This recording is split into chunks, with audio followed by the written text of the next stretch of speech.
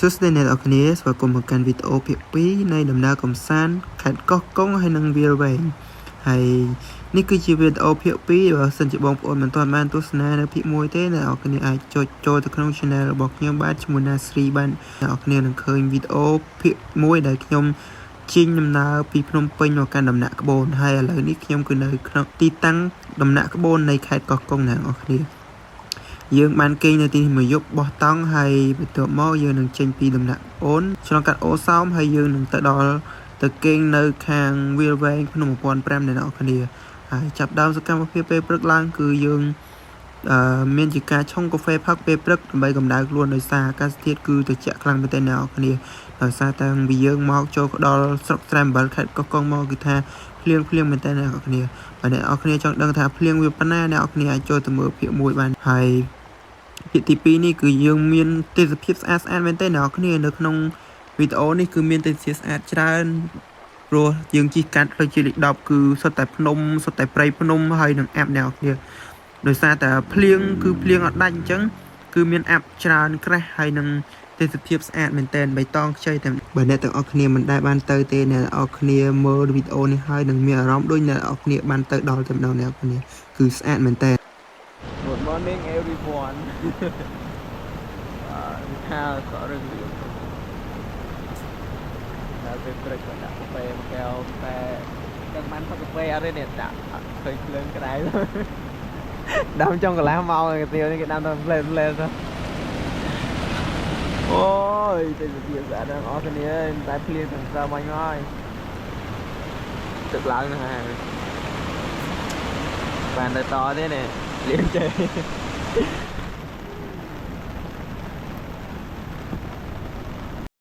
ទស្សនភាពពេលព្រឹកនៅទីនេះគឺថាស្អាតមែនតើអ្នកគ្នាហើយប៉ះថ្ងៃហ្នឹងភ្លៀងឲ្យរាំងទឹកឡើងហើយនឹងចុះអាប់ខ្លាំងមែនតើអ្នកគ្នាអាប់ក្រាស់មែនតើហ្មងយើងមើលទៅឃើញភ្នំតិចឯអ្នកគ្នាក៏ពីយើងមើលអាប់មើលអីហើយឥឡូវហ្នឹងកំពុងតែហាយកាហ្វេចាំកាហ្វេតែទឹកអត់ទាន់ក្តៅទេអ្នកគ្នាដោយសារតែភ្លៀងហើយត្រជាក់ខ្លាំងដាំទឹកអត់ចង់ក្តៅអ្នកគ្នាវាត្រជាក់ខ្លាំងមែនតើណាជប់មិញនឹងគេនឹងគឺដាក់ sleeping bag ហើយមែនតើគេអត់ចង់លក់ទេដោយសារវាត្រជាក់ព្រមអត់ចង់បានណាមកវាតំបន់ភ្នំអត់ត្រជាក់បានចម្លែកហើយប៉ុន្តែវាត្រជាក់បែបស្រួលខ្លួនគ្រាន់តែថាខ្ញុំមិននឹងចាញ់ត្រជាក់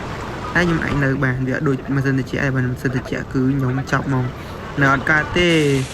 ទុកបងលុយមិនខ្ញុំនៅមិនកើតដែររឿងម៉ាស៊ីនត្រជាក់នេះខ្ញុំបើតាមត25អីអត់ទេប៉ុន្តែបើមកចេះជាក់មិនក៏នៅបានដែរតែនេះខែភ្លៀងណាគ្នាបើអត់ខែភ្លៀងវិញដុតភ្លើងយើងដំណើរខ្លួនគឺជាតិណាស់អ្នកអើយcònសម័យក៏អែមដែរហើយនេះគឺជាទស្សនវិជ្ជាពេលព្រឹកគឺថាភ្លៀងមិនដឹងយកទៅណាទេនេះទឹកភ្លៀងខ្លាំងមែនតើថាភ្លៀងទៅមែនតើណាអរគ្នាអើយនេះភ្លៀងទាំងសើមិញមករៀងតិចមកទៅអត់រៀងបានធ្វើអនហើយលឹមរឹកមកទីមួយបាយអូនអត់ចូលទៅភាពមួយហើយអត់ចូលទៅភាពមួយនេះអូពេលមកពេលមក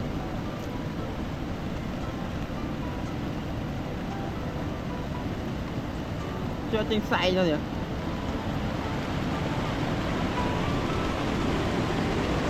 ចេញផ្សាយនេះចង់ឲ្យវាចាក់ទៅចេញផ្សាយនៅចេញផ្សាយនេះក្រោយចាក់នេះចេញផ្សាយនេះក្រោយលៀងទឹកឡើងមុនហ្នឹងខ្ញុំចង់ទៅលៀងឲ្យផ្លែភ្លៀងមកមេមិញមកឡើងទៅមិនបាត់ថ្មកន្លែងនោះថ្មពេលកន្លែងហ្នឹងគេសិតទៅចុងស្រួលណាស់ទៅហើយពេលស្រស់ស្រាយបាទនេះវាជាទឹកពេបក្រោយកាហ្វេមួយកែវបាទគឺភ្លាមតែម្ដងហ្នឹងបាទកាហ្វេឲ្យមួយកែវគឺត្រូវហើយអាចដេញអស់នេះអាចដេញគឺទៅតែនឹងភ្លាម tha ơi kê phật cà phê anh đừng lại nó chậm đâm anh đừng luôn anh đó rồi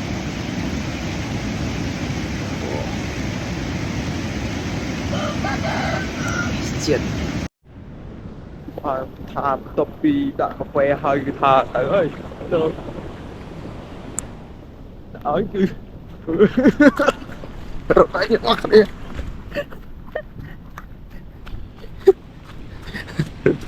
tức này tức là chịu chịu đó nè that's the best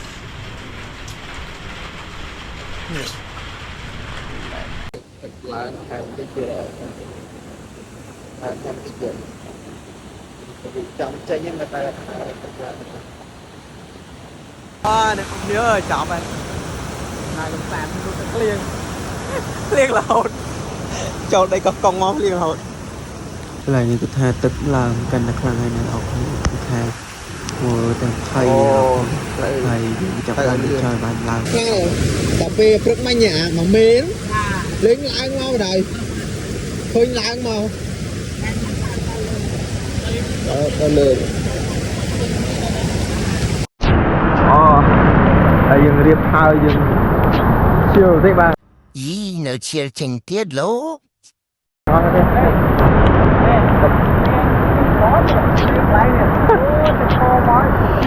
xóm anh tức là áo không phải chia một ngày là lấy phải hát nổi xong rồi thôi à rồi dừng riêng bạn hai đặt tới thao đúng mấy đúng mấy tân tất cả rồi thôi tắt rồi my god thôi còn cô đứng lại đây nè tắt rồi xì to phải kia cả lại mai rồi ô đi không đi rồi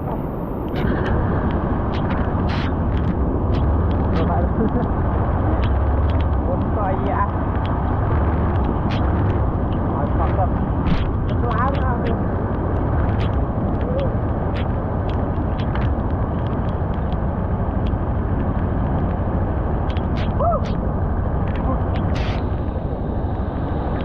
cái này thì cái tha này là cái này video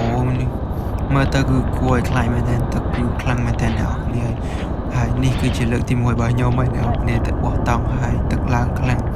ให้จะปวยยมเหมือนนึกของกูเนี่ยคล้ายตึกไอ้หนักเนี่ยไปเคยจังยมคล้ายปันตาเนี่ยเอาเนี่ยnóเป็นอะไรยังคล้ายใบมวยนะยังผมชีมชาวลาวยังถอยตั้งจัดไว้สงบให้ยังชีมต่อสายเวียมวยบอยยังก็จะไปคล้ายอดถอยเวียnơi ta chẳng dương chỉ diêm tục ở lòng nhưng còn là khơi tức nào cái mơ tức bị cáo nó cứ khăng lên tên nào cái và nè đó cái ban mơ vẽ muối nào cái đằng đằng thật tức nó cứ tích mình tên về nhưng mà bọt liềm hay nhom có sẽ đằng bị tí tăng cùng sai hai nam muối ơi để thua nhom định nơi này tí nắng nhom tục chất để xe khơi nhom ông còn cây này thì nào đài chẳng tới coi nhom ngọt sợ phải đài chợ đài hay tức ní cứ mệt bà hai chị ai chỉ kê ba được bàn vì làm việc chứ nơi nào cái này mà sân chìa tức mà bị nông nhưng cần thảo dư chẳng thể cứ luôn nè chẳng vậy thì cô thì trong bây giờ nó cứ này ở cái này về đá lên đồng bon chọn một tật ấy chẳng hay vì sáng miền chụp không chả nhưng thời bây giờ mình tên nào cái này mơ khôi tật đi hai nào cái này là đọ chọn đồng chất lắm là lái nào cái này như mẹ nào rồi vì cô ở khai mình tên nào cái này tức khăn mình tên nào cái này nào cái này anh mơ tam video này bạn hay nhưng cô tập trong bây giờ nào cái hay nào cái này ban snap hay sẽ lấy mặt dây mình lại có đau mặt dây nó cứ có tha tức nó lang từ đó nâng lơ nâng tiền nào cái này lại nên trong cho lên được cái anh mơ tất cả mình ban hay nào cái này trong đang là tức nâng bên trong một đo con na nào cái này anh cho từ mơ cam episode mỗi cứ tức nó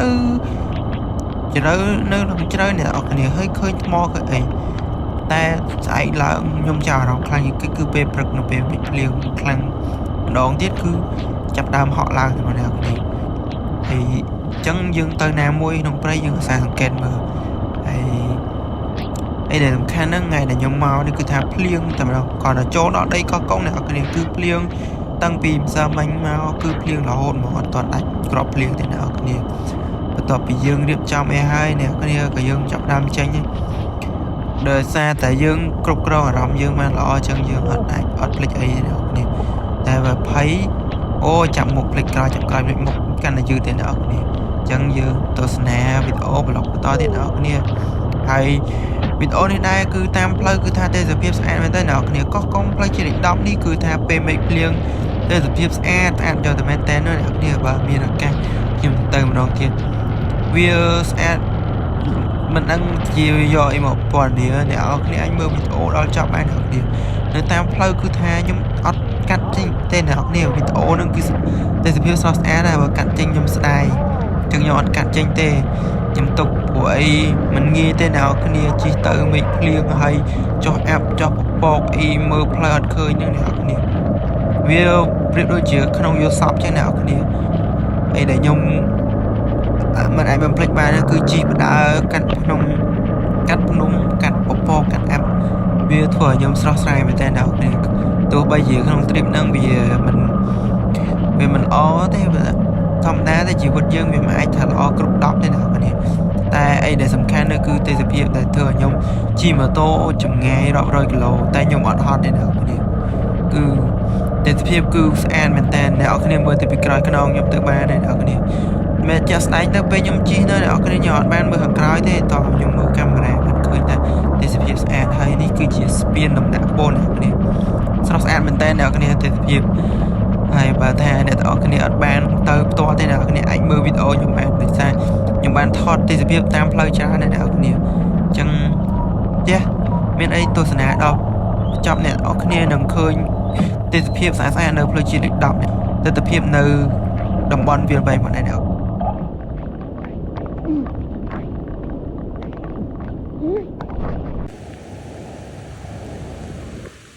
ទឹកឡើងខ្លាំងមែនឥឡូវយើងចេញបន្តទៅទៀតហើយយើងទៅក្នុង1500ទៅវាវែងគ្នាយើងថាជាចូលអូសោបន្តិចថាទេសភាពជុំវិញខ្លួនគឺថាអែមែនតែអ្នកនរគ្នាភ្លៀងខ្លាំងមែនតែពិបាកថតអើយអត់ភ្លៀងវិញអ្នកនរគ្នានេះតែមកអែមតែអត់ភ្លៀងក៏មិនកាត់ថាមានទេសភាពចេះដែរឥឡូវខ្ញុំចេញតទៀតជួបគ្នាតាមផ្លូវទៀត Yes nice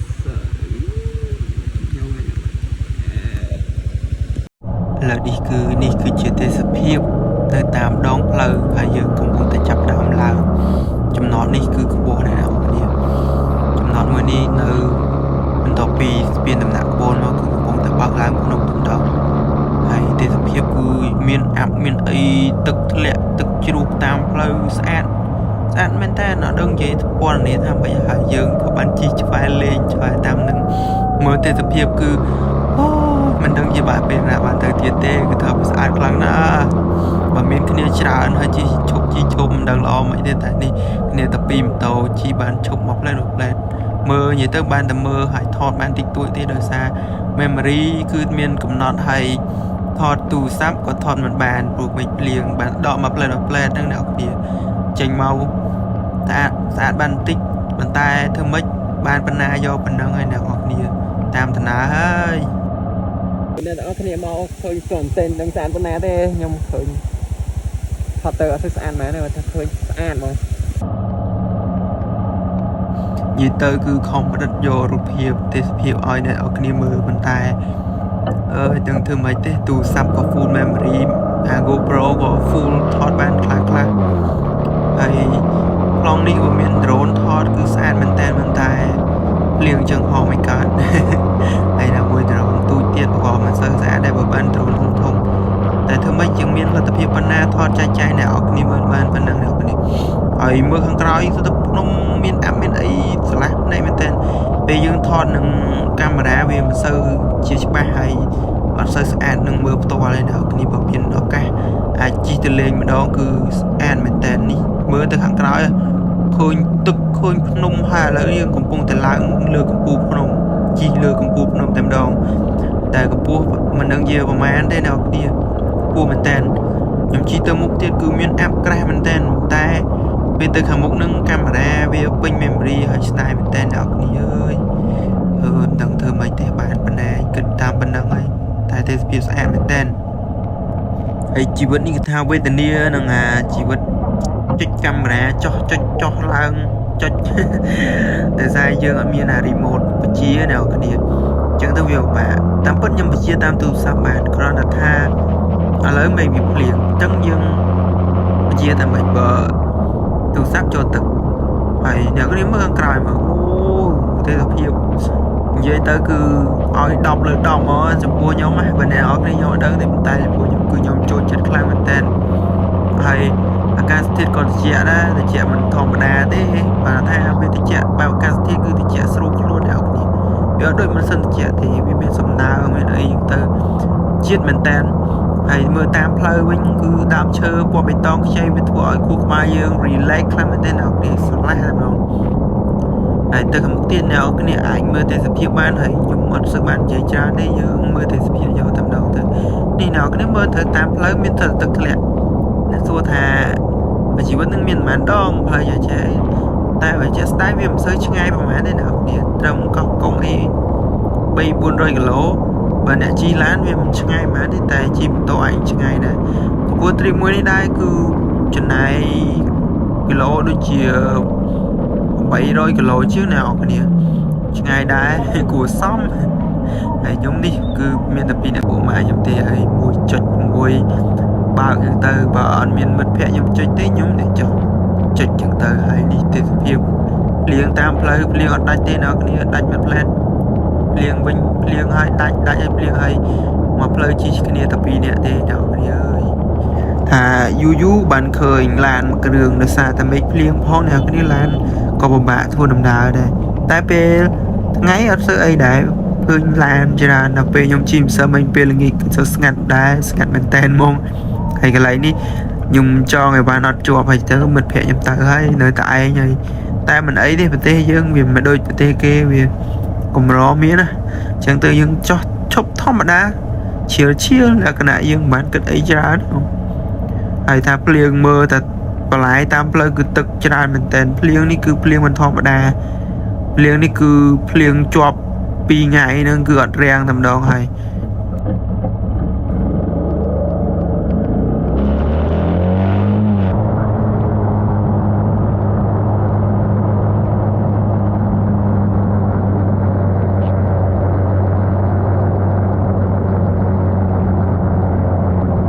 អារម្មណ៍ពេលបានជិះនៅក្រោមដំណក់ទឹកភ្លៀងហើយខ្យល់ត្រជាក់ធ្វើឲ្យត្រជាក់ដកបេះដូងហើយភ្នែកវិញមើលនៅពណ៌បៃតងគឺអារម្មណ៍ស្រស់ស្រាយមែនតើអ្នកគ្នាហើយកន្លែងនេះបើថាមកមានអារម្មណ៍ដូចនៅមណ្ឌលគិរីអ្នកគ្នាចាប់អារម្មណ៍ដើមឈើអីដូចគ្នាស្មៅអីដូចគ្នាមើលទៅដូចមណ្ឌលគិរីតែនេះមិនមែនមណ្ឌលគិរីទេនេះគឺជាផ្លូវជាតិលេខ10ខេត្តកោះកុងអ្នកគ្នាវាមិនខុសគ្នាប្រហែលទេព្រោះវានៅប្រទេសតែមួយស្រុកខ្មែរដូចគ្នាគាត់ថាមណ្ឌលគិរីគឺវាលច្រើនអត់ដូចកោះកុងទេសុទ្ធតែដើមឈើអ្នកគ្នាហើយឥឡូវយើង enjoy ជាមួយ view តាមផ្លូវទាំងអស់គ្នាព្រោះទេសភាពគឺស្អាតមែនតើអញ្ចឹងអត់សូវបាននិយាយអីទេអ្នកគ្នាមើលតាមជាក់ស្ដែង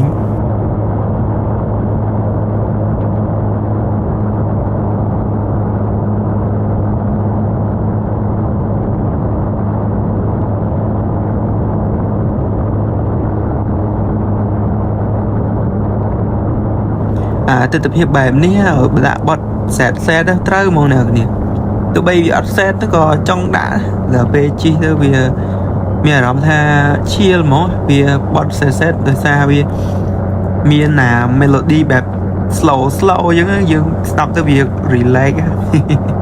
ឥឡូវនេះយើងមកតាមនេះក៏ឃើញមានម៉ូតូ2-3ម៉ូតូគាត់ឈប់ធ្វើធម្មតាតែខ្ញុំគិតថាវាទេសភាពស្អាតដូចមណ្ឌលគិរីកន្លែងហ្នឹងចាប់អារម្មណ៍វាដូចមណ្ឌលគិរីមែនតើវាមានវាលហើយទៅមានដើមឈើម្ដងហើយក៏បើអនម៉ូតូចោះឈប់ថតលេងផ្លែតឃើញទេសភាពស្អាតវិញទុកអារម្មណ៍មិនជាប់ទេទោះបីបញ្ញាមិនក៏ដោយ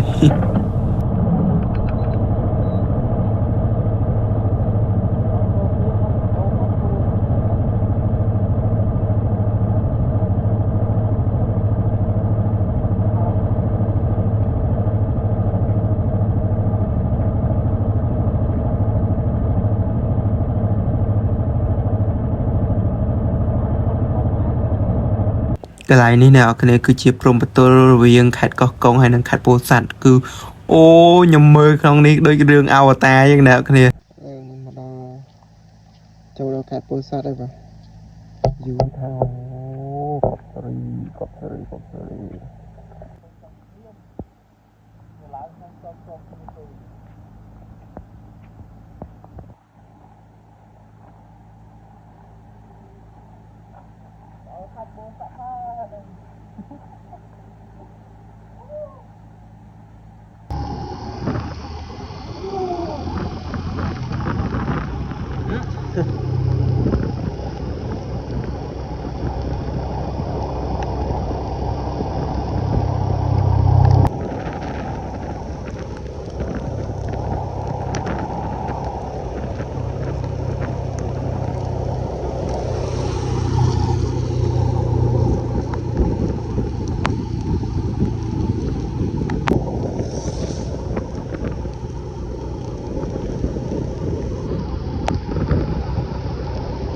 Hello guys, yes. Oh, là dương speak của chuyện kế này mọi người.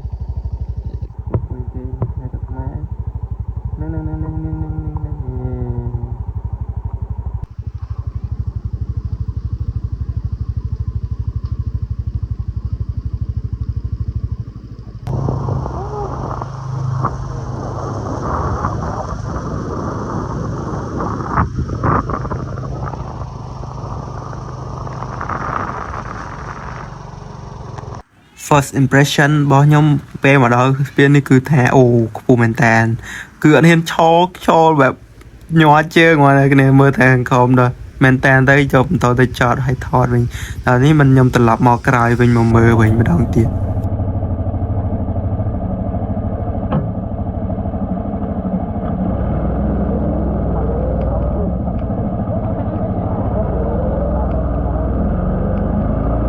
កន្លែងនេះគឺថាពូពីរនាក់នេះគាត់ឆ្ងល់គាត់ឃើញដងអីវែងមកមុខម៉ែតែ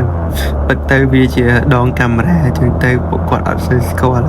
ហើយណាមួយកាមេរ៉ាខ្ញុំវាទូចមើលអត់ឃើញ screen ណាអញ្ចឹងទៅគាត់ប្លែកហើយខ្ញុំក៏អត់សំណើចទេណាគ្នាជិះម៉ូតូមកវាច្រើនឃើញតែគេសួរដែរ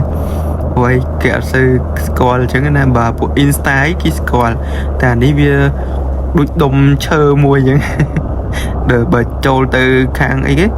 bộ cô ấy cái xua là năng ấy cái trong chạy mười tụi bay chạy mười tới miền ấy phòng cái chỉ lòng cho muối lại bia chèo gột chị ấy đang có bật cái này đặt đón camera thò sao nữa hay ni cứ dương chỗ đó từ đây bộ sát ai nào cái này cứ từ phía em mình tên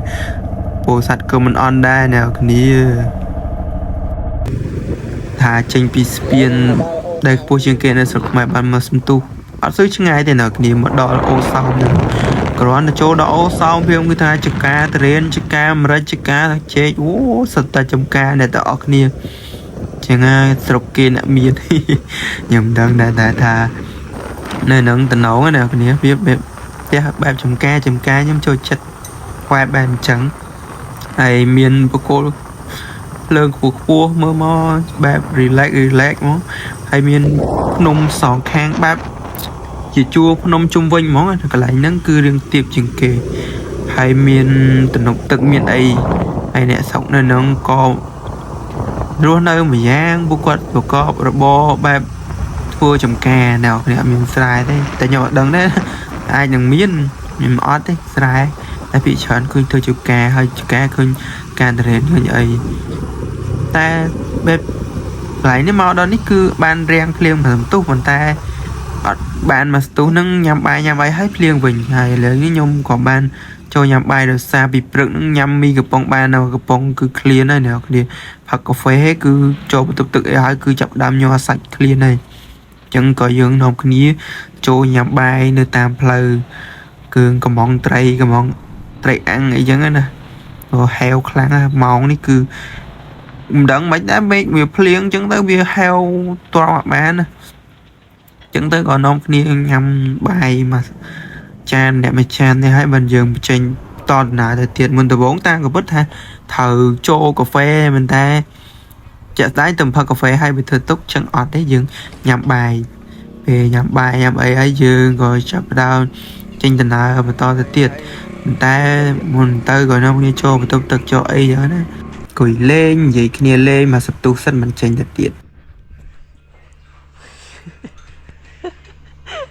trip មកភ្លៀងចូលយកភ្លៀងហ្នឹងមកងូតទឹកភ្លៀងណាស្លន់ព្រឹកមិញលើកតង់ឡើងម៉ូតូអញ្ចឹងក៏ទឹកឡើងឡើងទៅដាក់ក្បូនគេបើកទំនប់រីទីសនីមក តបពីចូលបន្ទប់ទឹកបត់ដៃបត់ជើងអីហើយយើងញ៉ាំបាយហើយក៏យើងចាប់ដើមចេញដំណើរបន្តទៅទៀតហើយអូសំនេះដែរបានត្រឹមតែជិះកាត់ហើយចូលញ៉ាំបាយទេអ្នកគ្នាអត់បានចូលលេងតាមតំបន់ទេសចរគេទេគឺបានត្រឹមតែជិះកាត់ទេដោយសារគោលដៅយើងទៅគេងនៅខាងក្នុង1500តែខ្ញុំនឹងទៅម្ដងទៀតនៅពេលក្រោយបើសិនជាមានឱកាសហើយខ្ញុំមើលទៅទេសភាពគឺបើខែភ្លៀងគឺមានទឹកមានអីស្អាត ហើយធម្មជាតិពណ៌បៃតងខ្ចីស្អាតតែដោយសារលើកនេះខ្ញុំមកនេះគឺខ្ញុំចង់ទៅគេងកន្លែងស្រួលខ្លួនបើអីអត់ចង់បោះតង់ម្ដងទៀតទេយើងទៅជួតង់គេងនៅខាង1500កន្លែងបងបារាំងអ្នកនេះខ្ញុំធ្លាប់មកម្ដងហើយកាលពីប្រហែលខែមុនឥឡូវនេះយើងមកម្ដងទៀតហើយទៅជិះតាមផ្លូវបែបស្រុកចំការនេះគេមិនហាងស្រុកស្រែទេព្រោះឯចំការ អ្នកស្រុកចំការគឺថាសបោផ្លែឈើញ៉ាំមែនតែអ្នកខ្ញុំចូលចិត្តចំការណាបើថាមានលុយមានអីទិញចំការបើកកសិដ្ឋានចិញ្ចឹមសត្វអីចឹងណាដាក់ចការតរេន100ហាត់អីចឹងចេះសម័យបានតែមួយហាត់នឹងអស់ចាពេកហើយហើយយើងចេញដំណើរទៅទៀតនេះគឺបានមកស្ទុះគឺថាមេឃលឹមមកទៀតហើយមេឃនេះមិននិយាយទៅមិនបានឆ្លាស់យូរទេមានឆ្លាស់អីទេគ្រាន់តែវាអត់ភ្លៀងមកស្ទុះអីចឹងណាតែមកក៏ភ្លៀងទៀតហើយបានតែមកផ្លែនឹងភ្លៀងទៀតជីវិតនេះគឺសិតមក trip នេះគឺងូតទឹកភ្លៀងសុទ្ធតែមកឯអ្នកគ្នា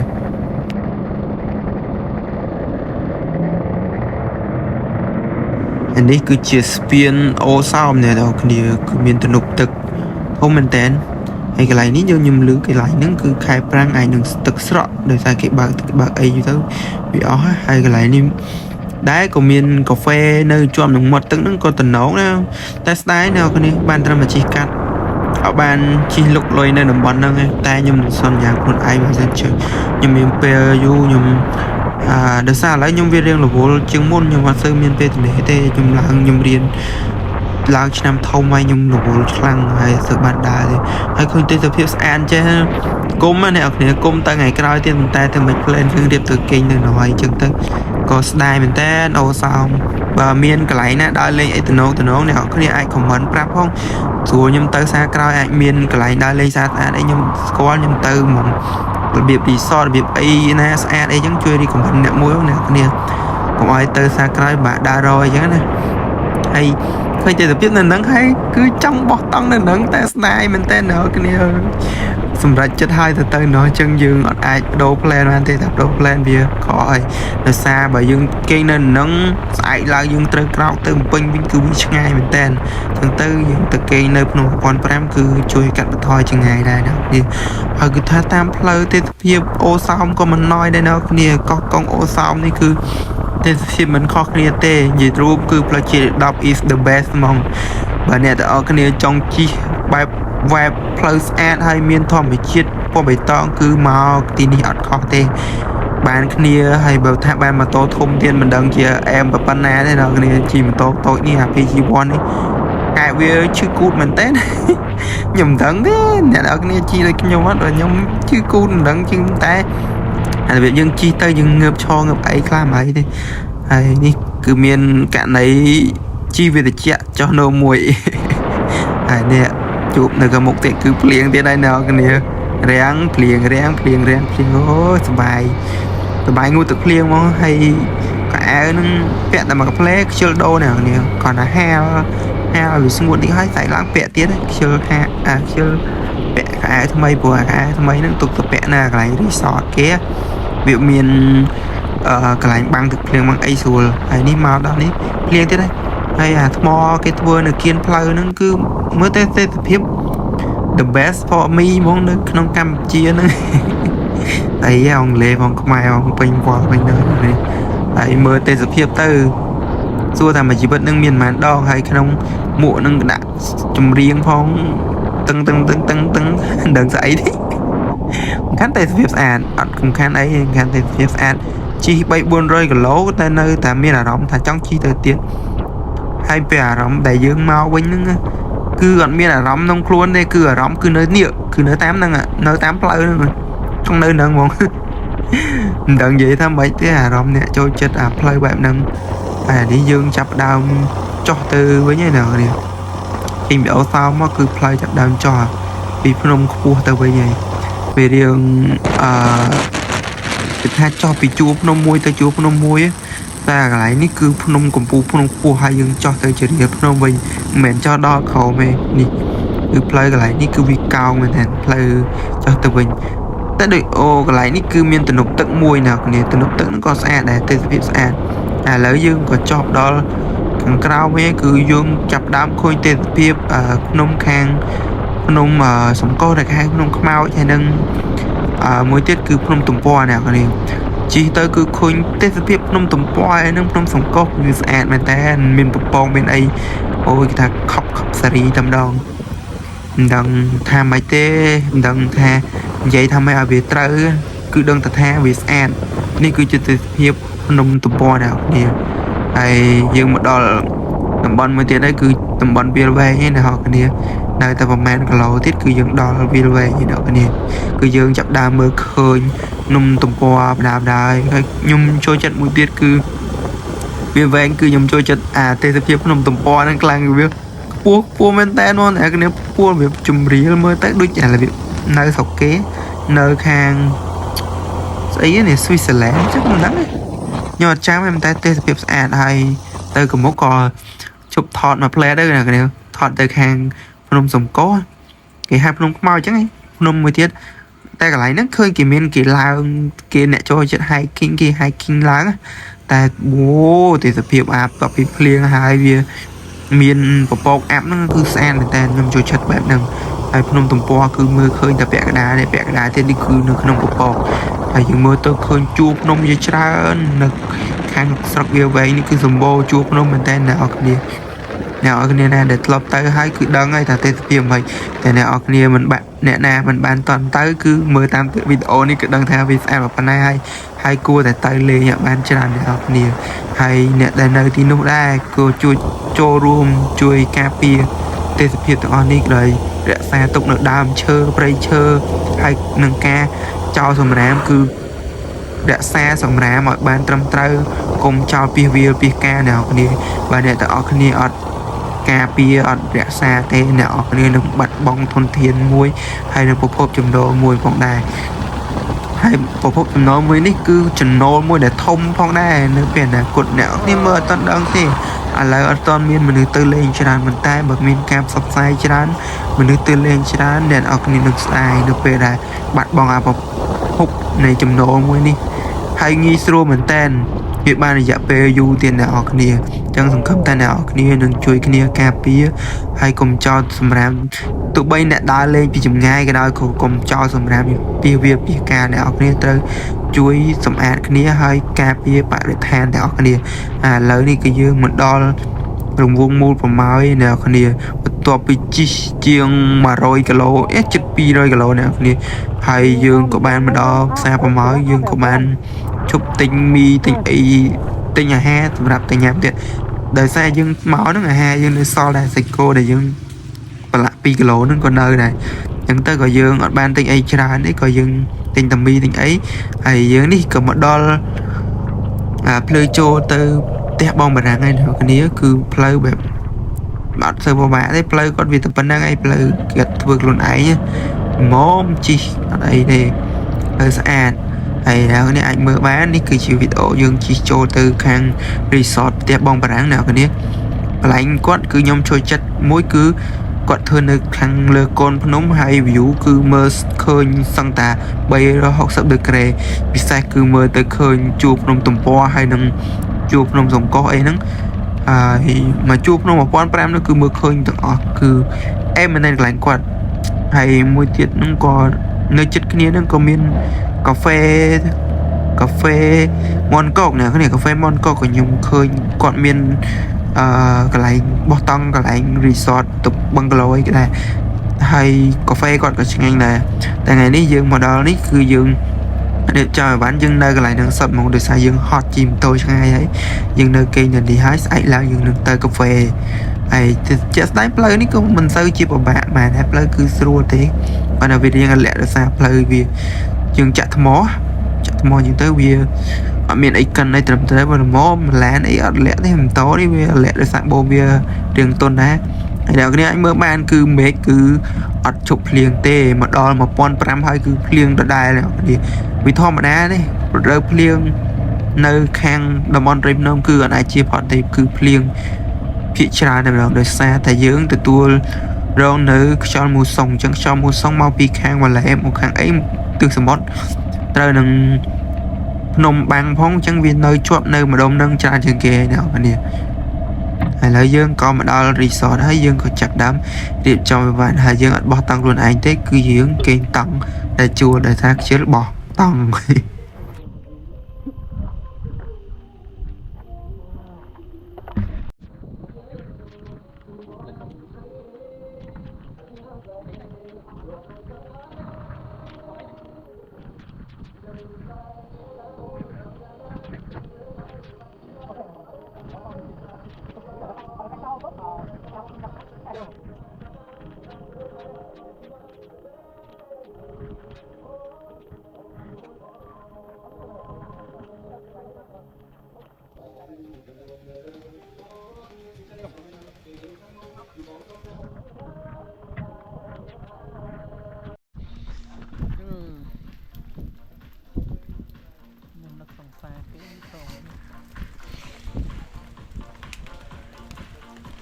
cắt phải lấy trao đó này nào cái này mua hại đây nhom mau cái này nó hay chọp chặt cứ bạn đi nào cái này cứ mất hơi nôm chung với nằm đó hay bà năng make clear chân phong khơi bọc khơi ấy mau về fresh khăn mình tên mơ khơi đồng bon pressure mơ khơi bởi bỏ bê tông chơi hay ní tăng dương chua cái hay mơ tới hay bạn ní nào cái này nhom vậy mà cứ nhom chua chặt khăn à hay là nó cứ dương đa từ cái lại bằng cái lò cái đời xã sẽ mềm nửa chẳng dương từng quỳ lên cái lại cái tí tới dương quỳ pha cà phê mơ tê sập hia vậy chứ nè mơ tới tê sập hia mơ tới càng con nùng ai vì chuyện mình tên hay dương đã món nụm mà buồn rồi nữa hay nâng cà phê cứ rồi chuyện em mình tên mình ai bông phịch bàn thì lại như cái thằng quỳ xa song thọt rụp tê sập hia dây rương không chặtปีเนี่ยหมดเพียงทั้งดังเรื่องใส่คล้ายได้บ่เรื่องมาเรียนเรื่องให้ยังมือเตอทางพนมไว้แทปปอกมานั่นคือแทเมาจมูกตึกเพลียงมาแล้วไอ้คุยยัยคนนี้นั่นดังยัยเรื่องใส่คล้ายได้เรื่องประเทศเชียดพองเรื่องใส่พองสมบูรณ์เรื่องยัยตาบ้านจุบคนนี้จังไงยูจุบคนนี้มาดองแทนเรื่องยัยมันใช่อ้อเท่าคนนี้เลยจุบคนนี้ยูมาดองนี่ทางคุยนั่งเมฆนุ่งเพลียงmà đây tên này cái này mơ tao mê khang phun ống nó cái đằng này thà máu mà mê máu rèn tới màu tiệt rèn tới màu tiệt này cần quay dây khi đi dây đằng dây xây khai ta bố rừng dây ở bên dây quay thực cộng mơ tu sắm đong mà nè chúng ta mơ mà đong mà nè hay dây khi đi tiết hay đi cho đo tê sập hiệp mơ tê sập hiệp đong cho tê sập hiệp đong ơi mình đang xây thấy hot á mới chạy đáy như nào nè nhưng cho đã tê sập hiệp bạn nắng á dương cùi mơ tê sập hiệp crom tầm nọ tức phơi hay cho thì chạy hay pha cà phê cái đây cũng đã khăn đun khăn nông hay đọ từ sắm mò thọ tục đất tục chỉ memory hay mà theo ban cùi pi nẹt sạo về nhé đang lo pan nè còn là ta ban tầm sầm máy thế nào nè đằng ca ban non con cái đá lấy nhé mà đa lên luôn anh lôi trong crop không đi tham mơ mà tu khỏi máu nồng mấy máu thế này liêng chết đách thế mà cái này là này không học bát ha thôi từ nam binh ban liêng pan này đang tại cái đó đây để chẹt men tên mong anh ấy mấy máu tiền để liêng ôi từ đầu người ta ban vì nè sợ về mình nhẹ xài chứ nèคือเกาะกระไดยังไงนะแต่ปีเนี้ยมันแพ้คอมเมนต์ใส่นะพักกาแฟทำไมกับไลน์เขาล้วนยังไงนะ đăng sấy nó chôn nâng ấy khác là nắng viên miền internet đó cái này chẳng sửa ở vào bà thì dừng màu cứ em mình tànต่อปีซาซองคะแนนอรยะเปยอยู่มั้งยังจับดำเฮลไอ้จิมโตยำใบมันโดนหายมันได้ไม่รำเลยแต่เฮลเดียวยังแต่ก็ยังจับดำทั่วหมดตัวấyยำเนี่ยทั่วหมดvậy tới trong phơiได้ấy bà tí ơi ngay tao món á man nhắm cho chết à thấy cái cả liên cô nó cứ ngay mình tên mơ tao món nhắm nhắm tới đắng này nào nè mật phệ nhắm nhắm tới đắng này rồi từ lấy mà đá lép tự mọt mà đá heo thế đây nào em chỗ từ lên cái đá chỗ dương nhâm mi hay nâng sạch cô dương toàn nhâm mai dương tập nhâm mai phê mông hai đậm muối chỗ từ lên đá lép tự mọt đá nào cái này chiết to là men tên món này cái hai là trong phải đại ấy cứ tự chỉ lụi bài phải lấy mỏm rồi nghỉ bán thế hay ní cứ chỉ tập hiệp thọn tiệt cứ tháp liêng rồi hốt mình đang chia tha giờ mấy tê cứ tha là chạy chung món hay ní tập hiệp thọt tới khang sọc khang trong một con pram cứ sao thật tên lại hôm nó cứ chỉ play chết nào nè thần đâu mình tên trong ban chỉ vật bạn nâng ban tem môi nên nắng á bởi miền tem môi nên nắng đằng em mấy tê mà cho em ta lên pi đo ấy ban đấy buổi cho ngày đó mà miền tê rồi miền lá nó thôi cho ngày mà đấyนี่คือท่าประตบปีไม่เพลียงตัวคือท่าเตะเพียบานเนี่ยใบตองใช้เคยจูบพนมเคยปอกวิโซคูลเหมือนกันถ้าแบบบ้านเนี่ยแต่เอาแค่สะทำไมถ้ามีเตียมมวยเนอจบจึงพนมเมื่อได้เคยไหมอย่างแค่สมัยเคยอย่างยุ่มสมัยเคยรอไงยังรอไงไอ้ท่าไปจ้าเตยกี่ตัวแต่จังบ้านไอ้จังบ้านเตียมมวยเลยจบจึงพนมมาป้อนแปรมกับบ้านนั่นเนี่ยเมื่อได้เคยหนุกจบโกนพนมนั่นกับบ้านชอบเติมมือเคยพนมมือไอ้จังเอ้ยดังจังมันใส่เตี้ยเต้ปันดังเบียได้สอกไปให้จะแกตะเรนตามาหัดแต่ออกมาเลยจะแกตะเรนมาหัดแต่โกตาmình nâm pin nâm ấy ba này chăm bắp bè chứ nè muôn mà rồi các ba đấy nè thom đa ai tụi pin năng mó cò thành thế ấy chẳng dương có ho trồn lên mơ tê sập hiệp mơ ấy chẳng nè khơi rang phèn rang ấy chẳng dương có mọi khó khăn chẳng có ho trồn mơ tê sập hiệp bị khăng lơ chả tay nữa 300 ho trồn đấy còn thế trong do khang resort đó nha khơi mấy khai hay mơ từ khơi từ phim mấy khơi từ khang from tầm po khơi from sông cô hay cái lại đi video đi đừng chữ trăm tới nữa cái này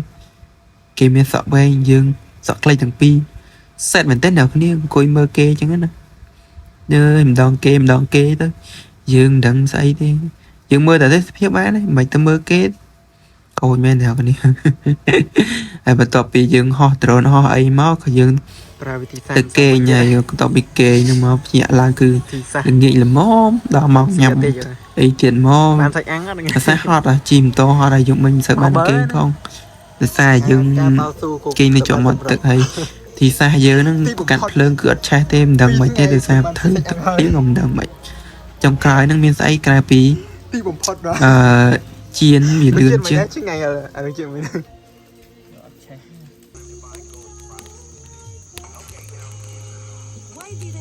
ơi thà nào cái này mò đi lại cho môi thòm chết tay lư ta thông ba thế nào cái này ơi sần ten này đi cái dương chập đam trông có phê bạc tía đây trong kê nhaผมtrong kê một kê mình lụa đâm đằng thơm mấy mà kia chặt lên lư trong tụ đá chia nào cái này bà đá lấy chặt ở đằng nè nơi chất khang bao nào cái này ngọn đọc ấy mong là muối dân kê từ chả từ dân kê từ mọi đồng khan đó kê chứ anh ấy dân kê ăn lụa chân ta còn chơi thằng quay lên ta ta gặp bật ngồi kê này nó được cái này lỡ cắt chỗ đó pe rất đó soi nào cái này để nhảy thế cả áo là sao mấy plieng chẳng ư ha chỉ dư ha ở bàn ngột khai nào cái này quay pi ngày 7 ngày đằng ngày đằng ngày bỏ muốn đọc sạch quả áo bây giờ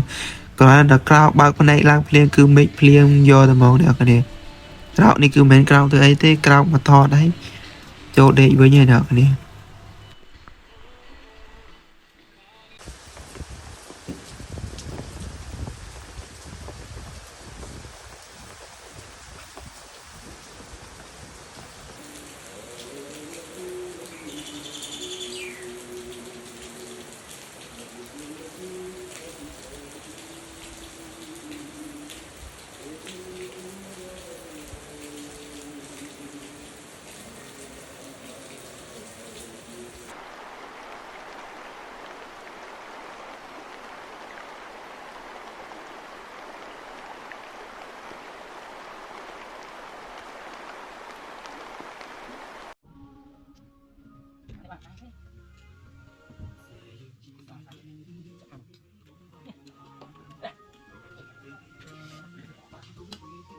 bên tìm tao á đậu ở trong đó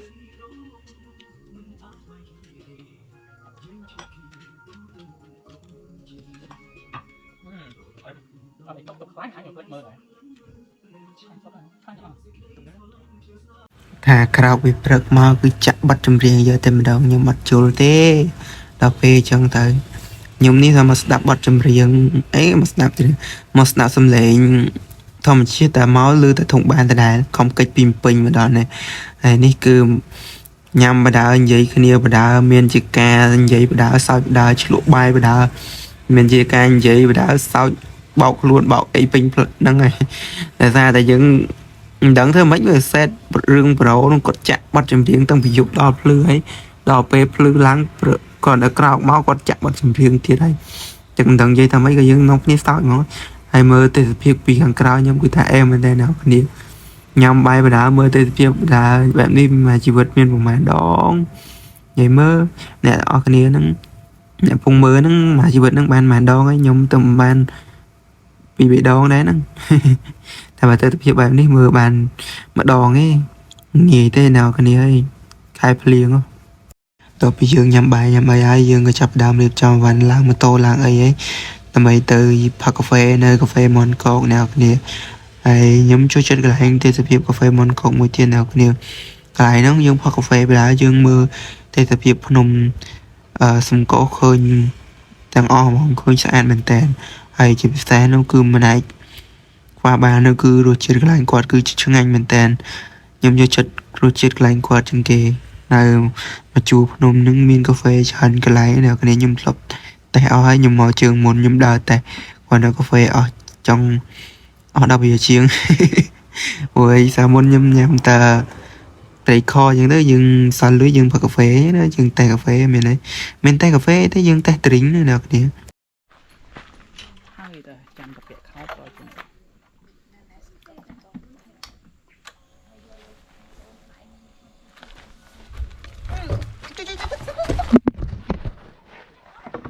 កន្លែងនេះគឺថាដួលមួយសូនណាគ្នាខ្ញុំភ្លេចដាក់យតុលដល់ពេលអញ្ចឹងទៅរុញទៅម៉ូតូវាដឹកធ្ងន់ទៅបណ្ដោយតែចេះណាងមានមិត្តភក្តិខ្ញុំនៅចិត្តកុំអីខ្ញុំលើកដៃខ្យល់ងាប់ទៀតហើយធ្ងន់ជំនះធ្ងន់មកដល់ខ្ញុំដួលម្ដងហើយដោយសារវាធ្ងន់ពេក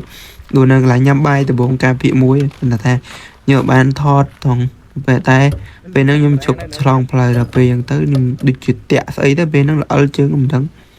វាដួលទៅតែអីទេគ្រាន់តែវាអារម្មណ៍វាមិនយើងជីដួលហើយដល់យើងរៀបចំហើយតោះយើងអ្នកនរគ្នាយើងទៅកាន់កាហ្វេមុនកោកទាំងអស់គ្នា Let's go នេះហើយផ្ទះបងបារាំងទៅជួបគ្នានៅកាហ្វេមុនកោកហើយចង់ចេញពីកាហ្វេមុនកោកនោះគឺយើងចេញទៅវិញហើយថាមានមិត្តភក្តិគីនឹងគឺថាជួនដំណើរតាំងពីផ្លូវតាំងពីកន្លែងគេនឹងចេញទៅដល់ផ្លូវចេញនៅណាគ្នានេះរត់តាមម៉ូតូរហូតនាំផ្លូវខ្ញុំមិនមានអីថតពីមុខអត់បានថតពីមុខស្ដាយណាគ្នាពេលគ្នាក្រុមនាំផ្លូវទៅដល់មុខឡយមែនគ្នាមានអារម្មណ៍ថាវា friendly មែនតែខ្ញុំជាមួយសត្វឆ្កែខ្ញុំអត់សូវត្រូវគ្នាទេណាគ្នាមានអារម្មណ៍ថាខ្ញុំវាខ្លាចស្រលែងសត្វឆ្កែព្រោះពេលអញ្ចឹងទៅតែមានតែខ្ញុំស្រឡាញ់គ្រប់សត្វថាខ្ញុំមួយឆ្កែមួយអត់សូវត្រូវធៀបគ្នាប៉ុន្មានទេ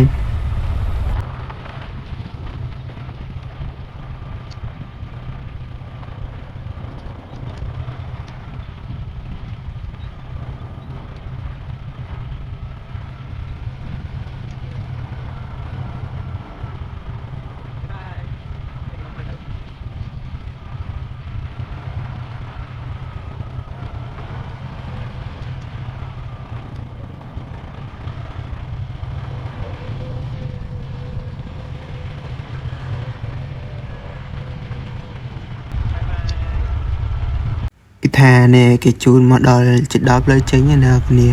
បែបបាយគេមួយគេអៀនគេចូលគុំព្រៃអញ្ចឹងណា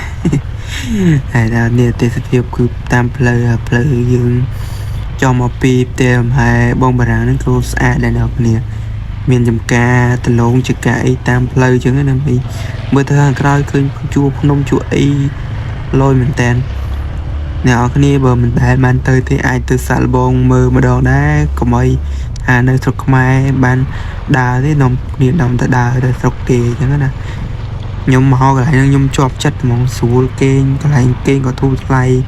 ហើយទេសភាពក៏ស្អាតនិយាយទៅជួរខាងវាវែងហ្នឹងគឺធូរថ្លៃទេអ្នកនរគ្នាអត់សូវថ្លៃប៉ុន្មានទេអញ្ចឹងយើងកុំភ្លេចមកគ្រប់ត្រូលទាំងអស់គ្នា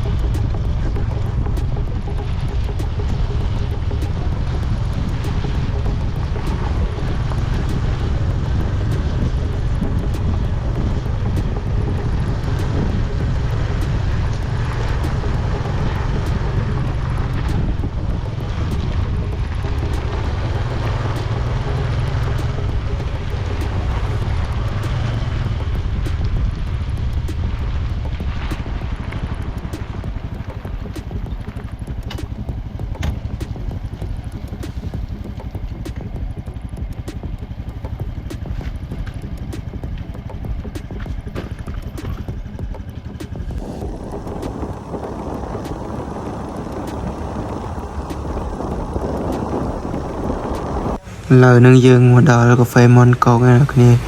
គឺនៅចតនឹងផ្លូវទៅភ្នំ1500អ្នកគ្នាឃើញទេសភាពស្អាតមែនតើមើលទៅខាងក្រោយគឺភ្នំសង្កោស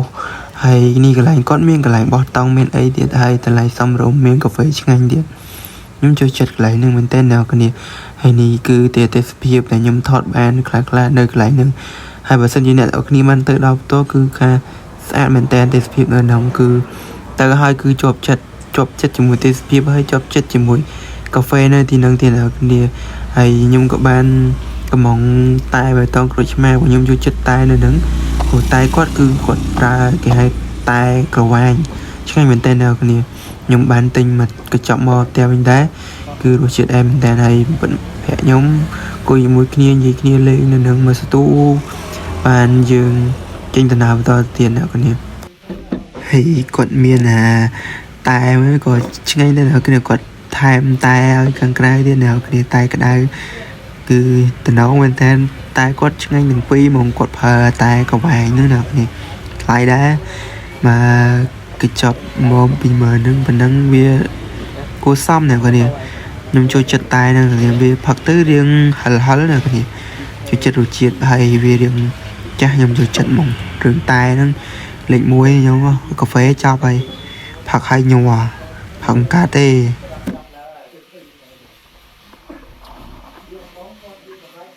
តើពីផឹកកាហ្វេហើយយើងក៏បានចេញដើរបានមកបន្ទូមកអ្នកគ្នានេះបន្តខ្ញុំគឺថាគ្រប់1000គីឡូមកអ្នកគ្នាតែមុននឹងមកហ្នឹងខ្ញុំជិះជាង300 ជិត300គីឡូហើយព្រោះយើងមកអញ្ចឹងយើងត្រូវជិះវាក៏300គីឡូយើងដូរប្រេងស្អំម៉ាស៊ីននឹងចេញសិនមិនយើងជិះឆ្ងាយបានអ្នកគ្នាអញ្ចឹងចូលមកដល់នេះគឺ1000គីឡូមកអ្នកគ្នាយើងថតវីដេអូអញ្ចឹងណាថតទុកមើលអនុស្សាវរីយ៍ទិញបានប្រហែលជាមួយអាទិត្យជី1000គីឡូ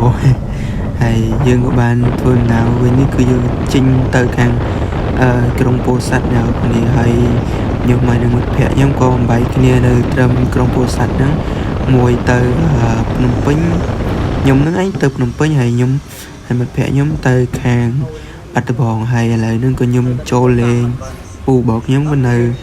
ខាងពោធិ៍សាត់នេះគាត់គឺមានเพลงមួយដែរគាត់ឈ្មោះ MC ត្រែអ្នកគ្នាប្រហែលជាស្គាល់គាត់ច្រើនជាងខ្ញុំហើយអ្នកគ្នាហើយយើងអង្គុយយូរជួបគ្នាម្ដងអង្គុយភាសាគ្នាលេងអញ្ចឹងណាហើយគឺថាមានយកាក្មួយនេះគឺមានមុខចាស់ជាងពូទៀតពូនេះមុខឡើងក្មេងហើយណាមដឹងទេស្រួលថាខ្ញុំនឹងពូឯងតែក៏ពិតខ្ញុំក្មួយទេនេះពូខ្ញុំតាំងសង្ហានេះសាំមកអ្នកក៏នេះមុខដល់ចាស់មកដើរប្រៃច្រើនពេកហើយប្លុកភាគ2យើងក៏ចាប់តាមប៉ុណ្ណឹងសូមអរគុណនិងជម្រាបលា